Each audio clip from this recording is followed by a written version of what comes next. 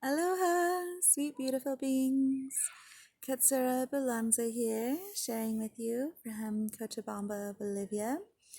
And a little bit of my intention with this share is to be in a state of vulnerability and transparency, authentically sharing and being okay with something not being perfect, with maybe not feeling perfect, and still allowing for the creation process to just be as it needs to be.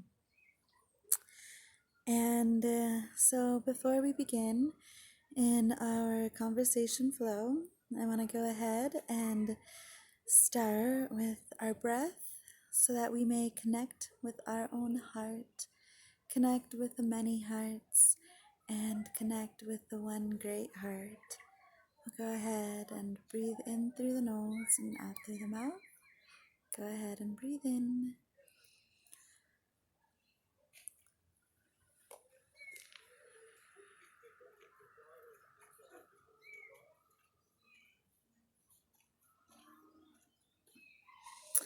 Please do take as many breaths as needed throughout this show, throughout your day, to stay in that place of centeredness and connectedness.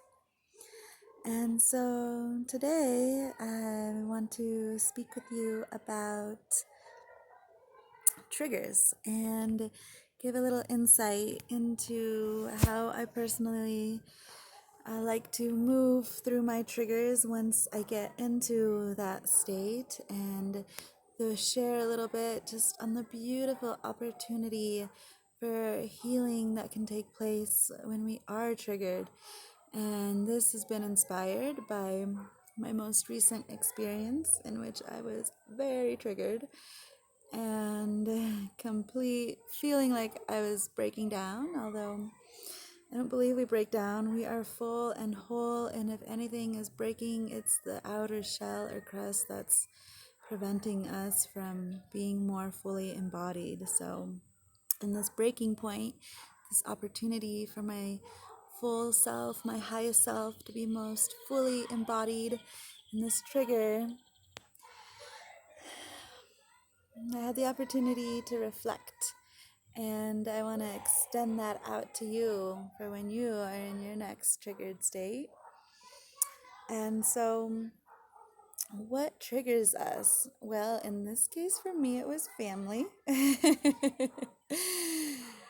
And it was, in the moment of a birthday party for my son, and all of a sudden, there I was back to feeling like my little girl self that felt alone and that didn't have a voice and couldn't speak up for herself and had to just, take it, sort of say. And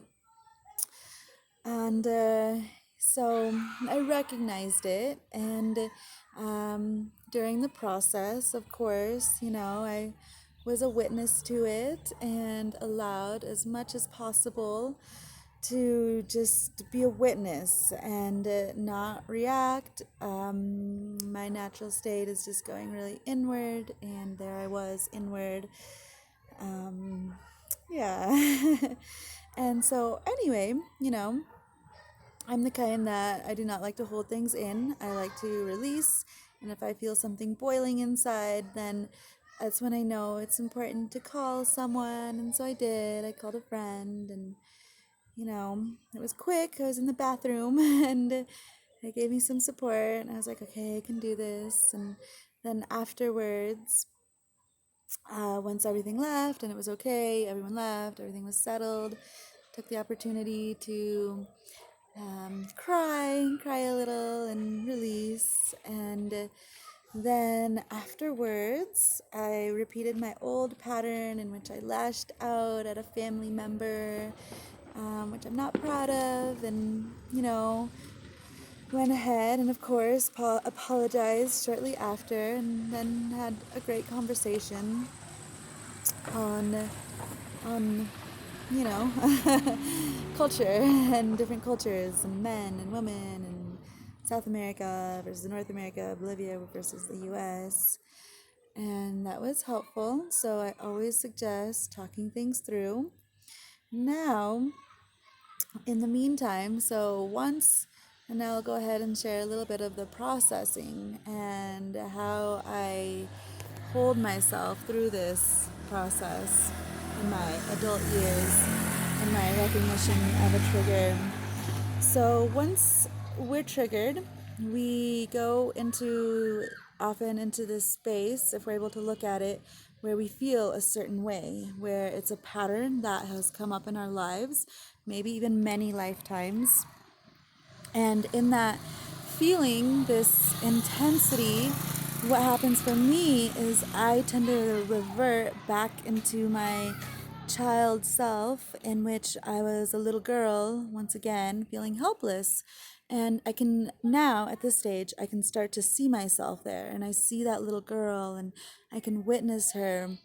And so I allow myself to witness this little girl, to feel whatever is coming up, to fully feel all the emotions. And in that process, then I go in and I talk to this little girl, and I ask if there's anything she wants to say. And so this is now me as a mother, as a woman, talking to the little girl inside me. I ask her if there's anything she needs to say, anything she would like to share, or that would help her process. And, I don't even use big words like that. I keep it really simple. I'm talking to a 5-year-old, 7-year-old girl. The biggest thing is I remind her how loved she is, how beautiful, how loved she is, and you know what? It's not okay that other people might do these things. And just remind her to have compassion and not take it personally. It's not her. You know, we can't take on the suffering. I mean, we do. Often, it's in the past, we have taken on the suffering of others as children, and it's just this dis-ease that's passed throughout generations, embedded in our DNA. And now we are in such a ripe opportunity to shift that and create changes to it. And so I talked to this little girl and ask her if there's anything she wants to hear or anything she wants to say, and then I let her speak and share what I can that's most loving to help uplift through that moment in time. And after that, I just give the little girl lots of love and allow her to be a little girl, which might mean I'm just cuddled in my bed with a teddy bear. Now, there's other situations. This situation, for me personally, and this last one, was just comforting the little girl inside. And there have been other situations, and maybe a little bit more intense of ones, in which it's a little bit more of shifting the memories so that the patterns can change. And what this looks like for me, for example, I'll speak to the father wound. And in this situation, it was actually a male in my life. This is a year ago now. And I was having father wounding of abandonment coming up, and not feeling fully loved and cared for, and like the masculine was there for me. And so I went back to those memories as a little girl. I mean, I was triggered, so I was already there. It just took me there, and I was like, okay, here's the opportunity to shift the future around how I feel about this, and clear the lenses that I may have put on. And perhaps later on, I'll talk more about lenses. Teal Swan has a great talk on it actually too, if you want to check her out. And anyway. So I go into this space, into this memory where perhaps someone's not there or they choose to ignore me. And instead of seeing it as I'm being ignored, then I will literally shift the memory around it, and I will create a memory for my mind in which I am being told, say, how beautiful I am. The person is there, supportive, listening, and really create that in that space. And it's like when we are in our deepest of emotions, emotion, energy in motion, so much opportunity to move energy with those ripe emotions. And so whenever we're in these triggered states, just deep in the emotion, we are given a gift to bring greater balance to our energy field, to our bodies, to the lines, before us, then that will come. And, I'll give one more example because I feel like maybe this is vague. And so, to the father wound, and this is one that I worked on 3 years ago. And that feeling of abandonment or like the masculine is not fully there for me. And, or maybe just doesn't care, whatever story we've been telling ourselves for so many years. Anyway, and in this one, I was a 3-year-old, 4-year-old little girl, and there my dad was just yelling at me. And you know what, though? That was an old memory from a long lifetime ago, many lifetimes ago. And in this new memory that I created, there my dad was holding me and telling me that it's okay. I have every right to cry. I have every right to feel what I feel, and that everything is okay.